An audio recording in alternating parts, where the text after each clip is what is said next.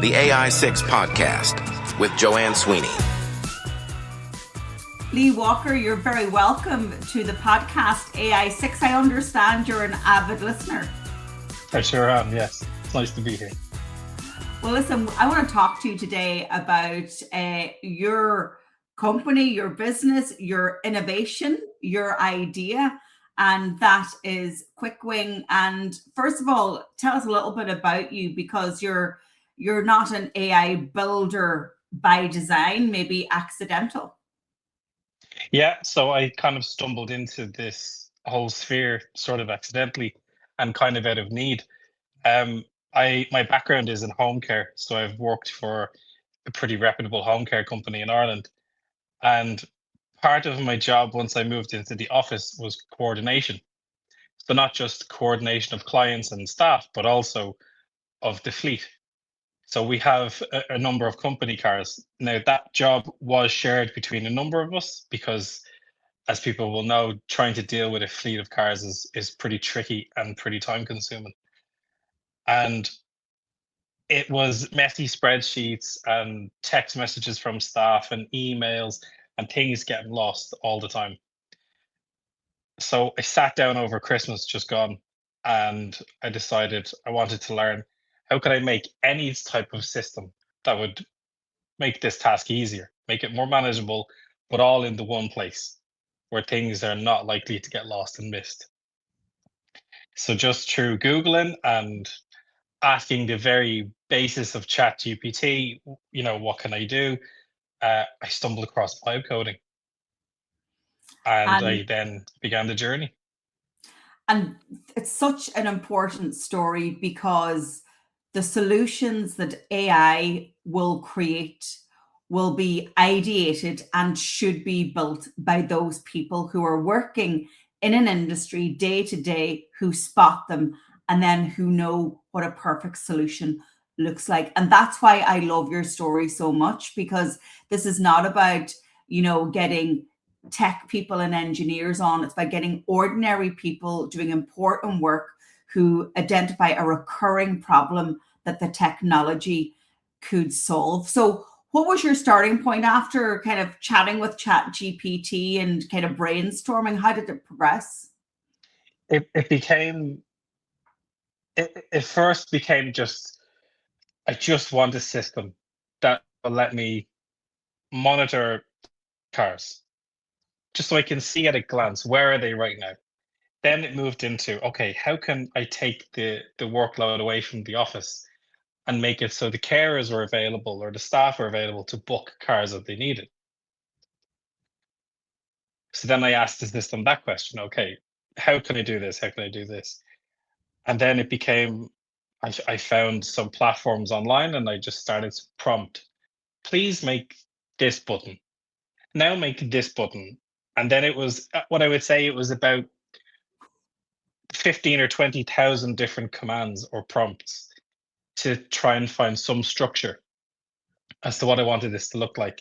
But I knew kind of on the set out, I needed visibility, I needed control from an admin standpoint and from a user standpoint, and it needed to be as simple as anything.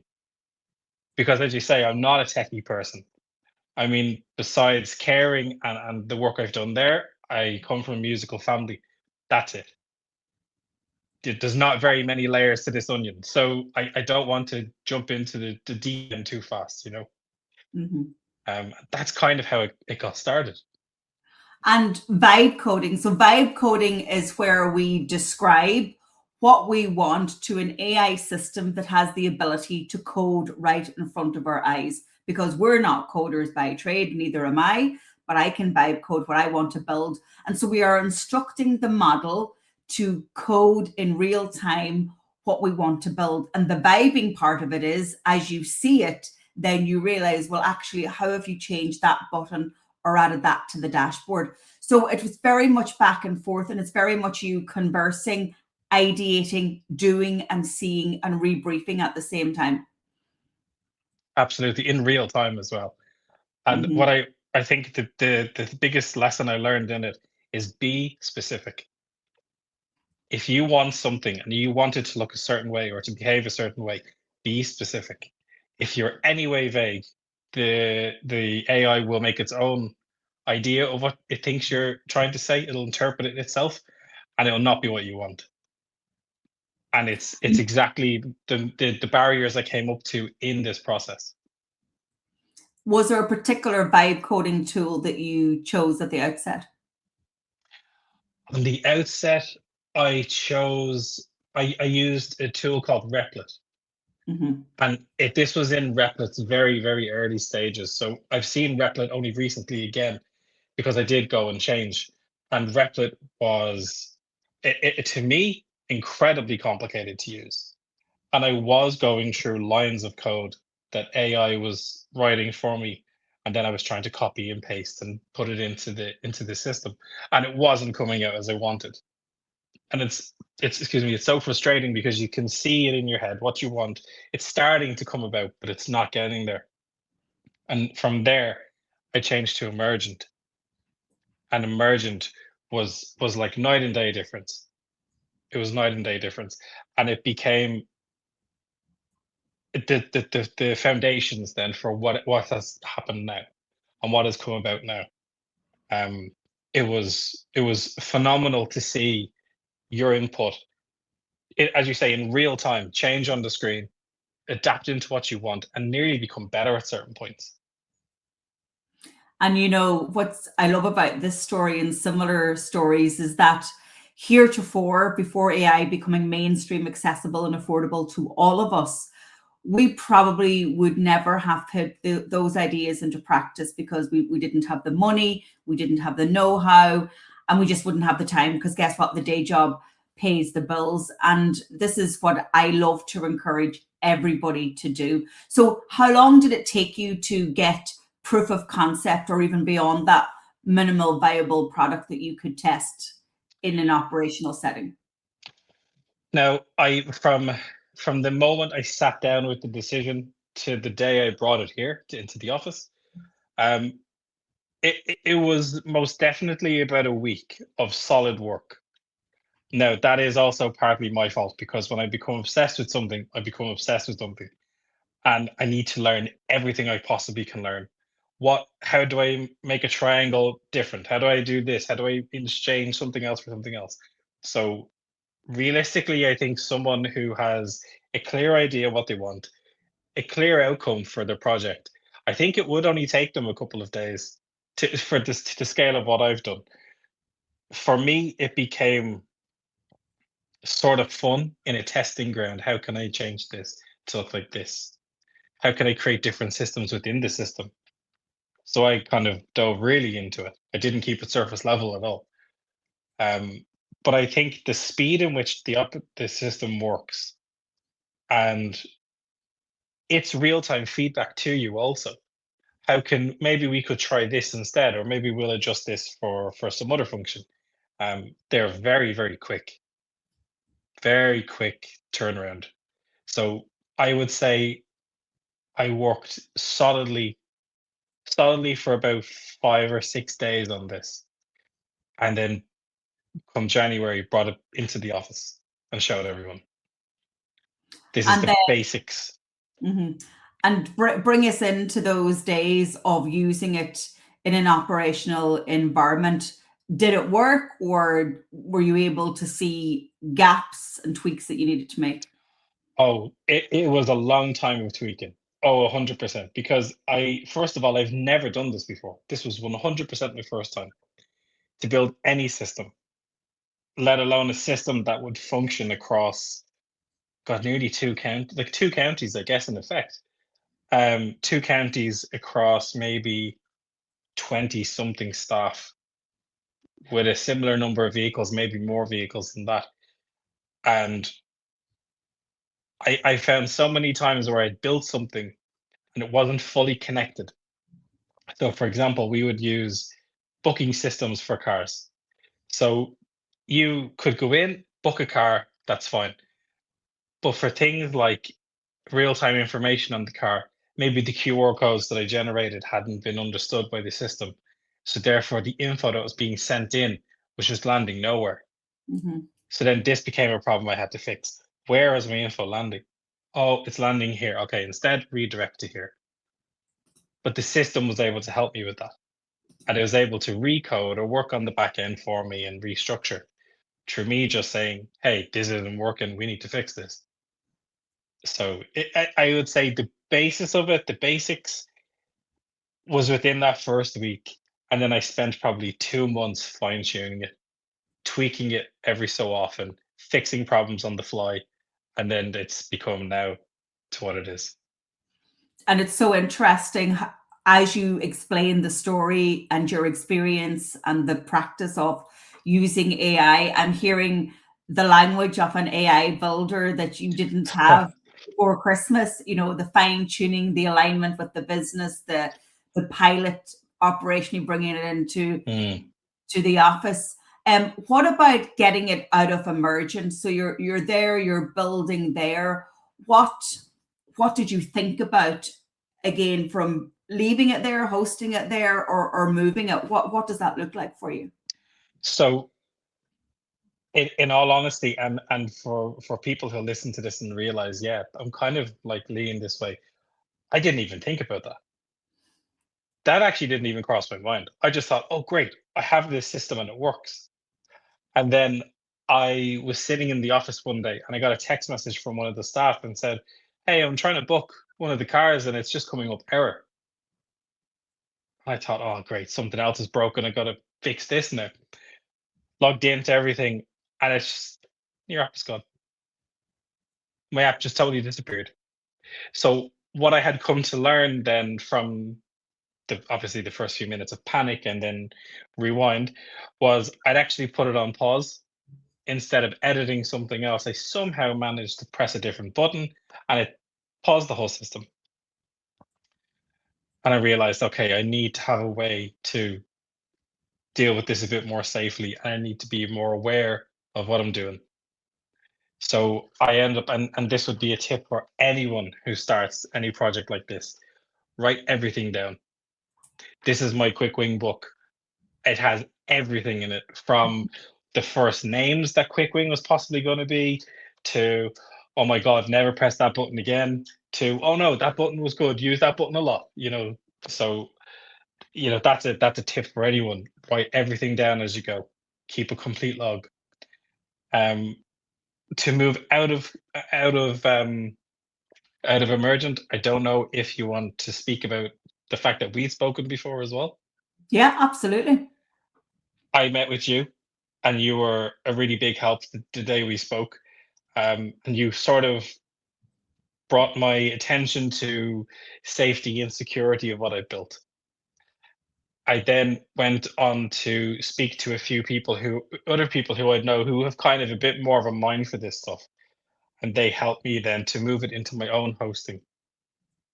So I use my own hosting platform and then to back it up using MongoDB and things like this. So it then went from very, very toothpick and sellotape to actually now it's pretty well safe and pretty secured, and it's hosted on its own thing and everything is okay. It's edited still in emergent, but it's not hosted in emergent anymore. Thank God. Yeah. And when we're building, and you probably had no idea that you would create something that would add such value to a business, operationally, an accessibility point of view, efficiency, productivity. And that also is quite exciting. But now that you have something that's very tangible, very valuable, and that is being used, what are your ambitions? Like, where do you want to bring it? First of all, I had no ambition for this aside from it's going to make life so much easier for us in the office and for the team as well, because the team are working really hard in the community. They don't need to be making 10, 15 phone calls, trying to organize transport, trying to organize cars, trying to organize this. The whole idea was make it simple for everyone and this will work. So I thought, great success, it's worked. Perfect. And then I just let it go and just let it do its thing. And I kept my eye on it and I just gave it a little tweak when it needed. And then it was through a conversation with someone else that I realized, oh, actually, this is really valuable. This is really scalable if I want it to be. So I now think it's the greatest piece of software ever written in the history of mankind. But I need everyone else to realize that too, because I do think it's functional to the point where it'll help other services. It would help any company, not just in my industry in care, but in um, let's say anyone with trades, so carpenters, plumbers, electricians with their own work vehicles, or it could go as far as the ambulance service or the guards, where it could really scale up to that point where it's a complete competitor to some of the bigger names out there. Right now, I'm sort of focused on the small to medium businesses with fleets. So I'm looking at the kind of 5 to 50 range at the moment, just so I can better, because I'm still learning the industry as I go.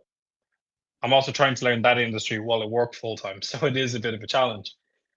But I think it's incredibly scalable. And 6 months has passed only since you decided to try and create a solution using artificial intelligence. This should be a lesson to people that AI is for everyone. It's not just for the elite. It is for absolutely everyone. And it doesn't matter what age you are, the level of technical expertise you have. If you are working in a sector that you've been working in for years and you've identified a problem, you're the best person to create that solution, because AI is very accessible. I teach AI in hours to people and they build. You have minimal viable product within a week, and you were already putting yourself down saying, well, it shouldn't have taken me a week, it should have only taken days. And it's a wonderful story. Apart from the big ambitions to take this to broader market, where is your head at in terms of artificial intelligence itself? Because it's only getting better every day. Yeah, I'm still at that. Well, I suppose everyone probably feels like this, but I feel like I'm the person who was meant to walk out stage right, and unfortunately, I walked out stage left to a huge audience, and I don't know the song. And it's kind of okay. I'll learn it as I go because I still need to be here. I was meant to go stage right. I was meant to not really be in this sphere until I was then given the reason to be, which was now what's led to here. So I still marvel at all this technology, all this AI, these GPTs that are being built, even AI automation. It kind of freaks me out a little bit. I connected. I've now that I've done this once, I've now started to test little things going forward. So I've tried to build my own virtual assistant to work purely just on my Gmail, because my Gmail inbox is crazy. So just give me my top 10 actionable I have to do right now. And I get a text message on WhatsApp from my AI assistant. And it tells me, like, Lee, I need you to go do this, this, this. And I'm like, oh wow, that's tech. It's not even a person texting me. It just boggles my mind. But so AI to me, it's not something to be worried about. It's something to embrace and to see how you can work in collaboration with it, or how it can better what you're trying to do for the outcomes of your own goals. That's kind of where I'm at with it now. And then still, I find something new and it just blows my mind. And you mentioned the automation piece, and you could have agents working on quick win and identifying those breaks and identifying new opportunities. So again, the scale and the build opportunity by using AI on AI is just remarkable. You've done this all on your own, with your own time, your own money. Do you think that you'd look to, somebody like, the Leos or the Enterprise Irelands of this world, because you probably are in the high potential startup sphere? And I know you've got a day job that pays the bills, and that's important. Yeah, it's definitely something I'm thinking to look into. I sort of toyed with it at the time, and then the ball just started to roll so fast and so quickly that I just decided to just not go down that avenue straight away. But it's very much a possibility, very much a possibility. And just as you're saying there about agents, I'm so new to this whole thing that I don't fully understand what I could be doing with agents in terms of QuickWing. You may know. You may have a lot of answers for me that I'm yet to get, but I don't even know. That's how ever evolving or ever changing this technology is. That I know the tip of the iceberg. Hmm. What Well, I you would know or other people would know could be so astounding. well, I'm just going to drop that seed there with you. If you, whatever work you were doing on this, you could also have agents working on it and ideating. So think about it. You know what I mean? It's doing what it needs to do now, but again, that book, that pen and paper, everything that you're writing down, what's the next step, the team that are giving you feedback, all of that becomes part of the next steps. And the only way to know whether you've got something that works is to build it, pilot it, prove it, test it, and tweak and tweak and tweak. And you've done all of those steps. Yeah. And Mhm. you figured it out along the way. Absolutely. Oh my God, so many mistakes. But then you come to the other side of it where you realize, oh, that was really, really strong idea, or that was a really good way to prompt something or to tweak something. Um, and it just takes a shape that you sometimes never expected. Mhm. Now I have built a secondary system to QuickWing where it's now, how to describe it, it's like a duplicate QuickWing, and that's going to be what I run, or what it is what I'm running my business on. So I now have its own, how to describe this, it's sort of its own system. It's Mhm. kind of its Operating own system. system now. It's kind of its own operating system. And again, this sounds way more technically complex than I am. I can just about draw a stick man, Joanne. That's about it. So but this is the power of this software and technology. You know, Mhm. it's amazing. I absolutely love it. Absolutely love it. We are living through history, Lee, and you are building history, and it's remarkable. And even the fact that you're writing it down, like that's your own book that you're writing, Mm, because mm, that needs to this story needs to go out to empower other people. Obviously, it's my business, it's what I do, but you're the best person to tell a story of here's where I started, here's what I've done, and here's how I learned. And it's for everyone. So keep writing it down and keep sharing it on in conversations like this. It's great. I know I knew what you were doing because you ticked the book a call button on my website and we had a 30-minute chat and that was it. And you took the step. And now look, it's wonderful. So I mean, we're halfway through 2026. Where do you want to be in 12 months? I I've begun to engage in discussions with the company I work with about using this across the network. Excuse me, across the network. Because I do feel like this product would be good for other offices who also have fleets of cars, not just other businesses. Um, I would I would love to see QuickWing being used as a standard across my industry, and it providing the same level of function and automation. I mean, right now, as I sit here, QuickWing is now automating our car processes by 70%. Which is, I can't even tell you how many hours it's saved our office. Like that's a huge, huge number.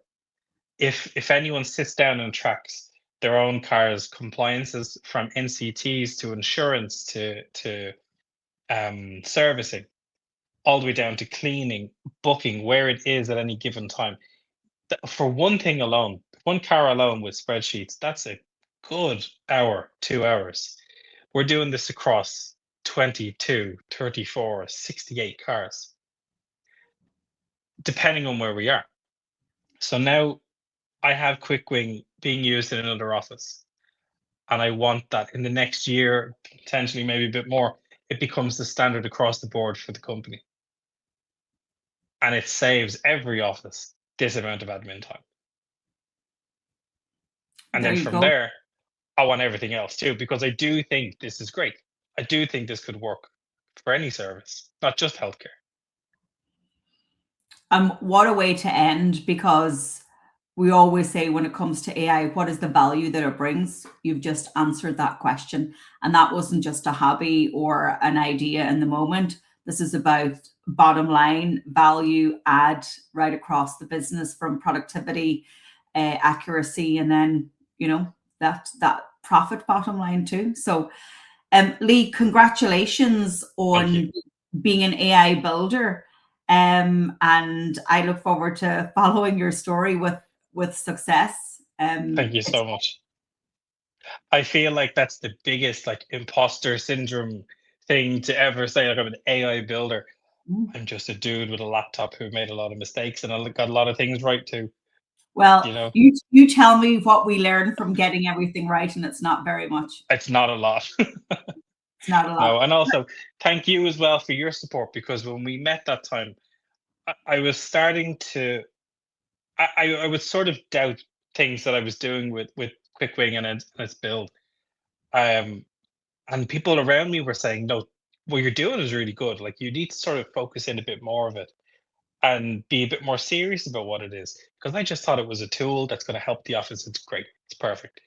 But when I met with you that time, actually in this room, I sat here about 5 minutes afterwards and I thought, actually, yeah, this is really good. This is really cool. I need to, and I nearly had a panic attack with all the stuff that just came flooding to me. So your encouragement, enthusiasm was a huge part in the next step that I took. So thank you so much for that. And thank you for the time that you gave me that day.